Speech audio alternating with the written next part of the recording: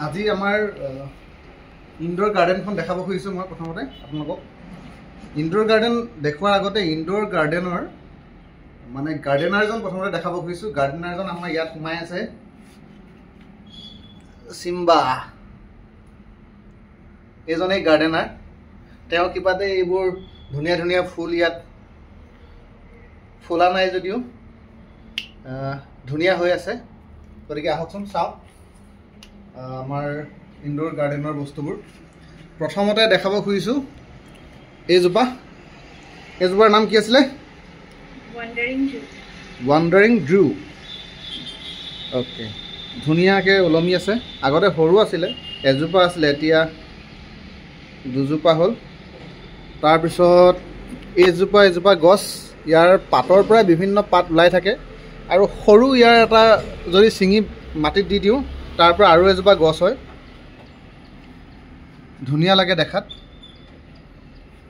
এইবোৰ এজোপা গছৰ পৰাই বাঢ়ি বাঢ়ি হৈ আছে। তাৰপিছত ৱাণ্ডাৰিং ডিউজোপাৰ তলত এইজোপাৰ কি আছিলে? উইণ্ড' প্লাণ্ট নে ৰিঅ' প্লাণ্ট। তাৰপিছত এইজোপা অৱশ্যে বিলাহী। তাৰপিছত এয়া পদুনাৰ গছ, এয়া তুলসী।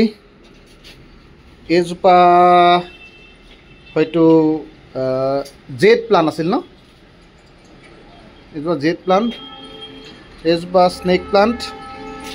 এয়া এল'ভেৰাৰ কাষত এইজোপা স্পাইডাৰ বুলি কয় নেকি? স্পাইডাৰ আছিল ন? হা, স্পাইডাৰ প্লাণ্ট। আমাৰ মেডামে কম্প'ষ্ট ভাঙি আছে, হয়তো নতুন গছ লগাব, নতুন ফুল লগাব। তাৰপিছত এইবোৰেই এই ধুনীয়া ধুনীয়া সৰু সৰু বাতিটো হৈ আছে, স্পাইডাৰ প্লাণ্ট। এইজোপা এই ৰঙা ধুনীয়াজোপা কি? অ'কে, এই বিলাহী। এইজোপা ডাঙৰ জেড প্লাণ্ট, স্পাইডাৰ, ৱাণ্ডাৰিং ডিউ। তাৰপিছত এইজোপা নয়নতৰা নেকি? এই নয়নতৰা ফুলি আছে। এই ওপৰত ওলমি থকাজোপা কি আছিলে? জেড প্লাণ্টে নেকি? হা, নাজানা। তাৰপিছত এয়া চুকত মানি প্লাণ্ট এজোপা যেনে তেনে জীয়াই আছে বহুদিন হ'ল। অঁ, লাকি বেম্ব। তাৰপিছত এইটো কি হয়? অঁ, এইটো লিচুৰ পুলি। তেজপুৰৰ পৰা খাবৰ কাৰণে লিচু আনিছিলোঁ, তাৰে গুটি পচাই দিওঁতে এজোপা ওলাইছে। গুটিৰ পৰা হোৱা লিচু গছত লিচু লাগেনে নাই নাজানো, মানুহে কোৱা শুনো কম লাগে বুলি। লিচু গছ জেনেৰেলি ডাল ধৰিয়ে ৰুৱে। এইজোপা ডাঙৰ স্নেক প্লাণ্ট। তাৰপিছত এইজোপা কি আছিলে? এজোপা বহুত পুৰণি গছ, 6-7 বছৰ হ'ল নেকি? 5 বছৰ। অঁ, তাকেই। এয়া এইখিনি আমাৰ আৰু আমাৰ এছিষ্টিং গাৰ্ডেনাৰ চিম্বাৰ এছিষ্টেণ্ট, তেখেতে লাগি আছে। এইখনে আমাৰ সৰু কিন্তু ধুনীয়া ইনডোৰ গাৰ্ডেন। মেডামে এতিয়া কম্প'ষ্ট আৰু মাটি দি মিক্স কৰিব চাগে। অলপ বালিয়হীয়া মাটি দিছে। মাটিও কিনিব লগা হৈছে। কেনেকুৱা দিন আহিল যে 2 কিলো 3 কিলো বা 5 কিলোকৈ মাটি কিনিব লগা হৈছে। কম্প'ষ্ট কিনাটো বাৰু বেলেগ কথা, মাটি যে এনেকৈ 2-3 কিলোকৈ কিনিব পাৰি সেই ধাৰণাটোৱে মোৰ নাছিল। গুৱাহাটীত আহিহে গম পাইছোঁ। ইয়াত কি ৰুবা আজি?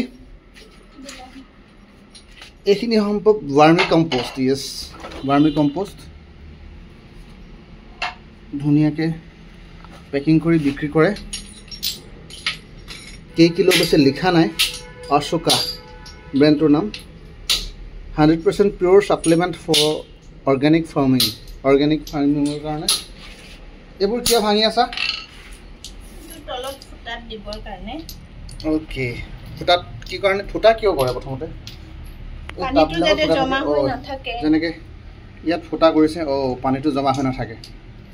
এই ফুটাবোৰৰ তলত সেইবোৰ দি দিলে তেতিয়া পানীটো ওলাই যাব, নহ'লে মাটিৰে বন্ধ হৈ যাব পাৰে। অ'কে, তেতিয়া শিপাবোৰ পচি যোৱাৰ সম্ভাৱনা থাকে ন? সেইটো গাৰ্ডেনিঙৰ বা যিকোনো টাবত ফুল বা গছ ৰোৱাৰ প্ৰথম নিয়ম সেইটোৱেই। টাবত তলত ফুটা হ'ব লাগিব আৰু ড্ৰেইনেজ চিষ্টেমটো ভাল হ'ব লাগিব।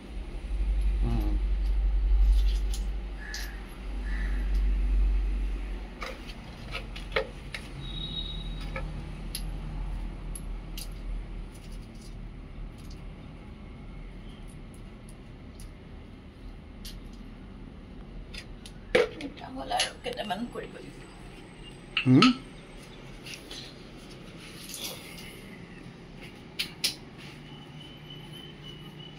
গতিকে এখনেই আমাৰ ইনডোৰ গাৰ্ডেন। আজিৰ কাৰণে ইমানেই। Thank U.